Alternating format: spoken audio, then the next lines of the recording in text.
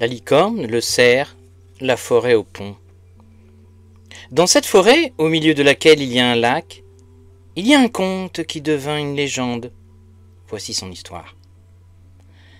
La forêt était composée de chênes immenses, aux troncs larges, de pins maritimes à l'odeur légère et parfumée, ainsi que de quelques buissons de lavande et de jasmin, afin d'apporter un peu d'allégresse dans ce tableau que le peintre endormi, tout près du lac où tout est encore possible, est en train de peindre.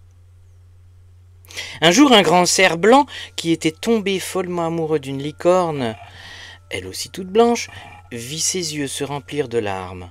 En effet, la licorne se trouvait dans un autre tableau que le peintre n'avait pas encore terminé. Le grand cerf blanc se mit à pleurer, pleurer, pleurer, durant des jours et des jours, à tel point que ses larmes créèrent un lac immense. La forêt fut ainsi totalement inondée.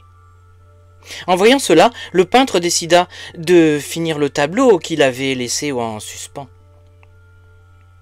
Une fois terminé, la licorne put ainsi rejoindre la forêt inondée, mais le grand cerf blanc avait disparu.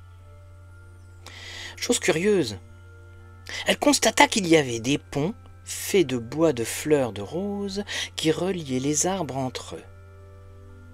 Elle emprunta le premier. Elle arriva au pied d'un chêne au sommet duquel il y avait un vieux hibou grincheux aux lunettes toutes rondes qui apprenait le chant, faisant des vocalises qui séduisaient les rossignols.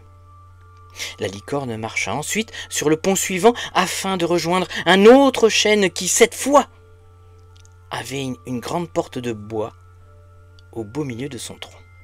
Elle ouvrit la porte. C'est là qu'elle trouva le grand cerf blanc. Il l'attendait. Ils décidèrent alors d'emprunter les autres ponts afin de rejoindre les autres arbres qui, lorsque leur porte située à leurs pieds s'ouvrait, cachaient des contes, cachaient des légendes. Mais cela, c'est une autre histoire.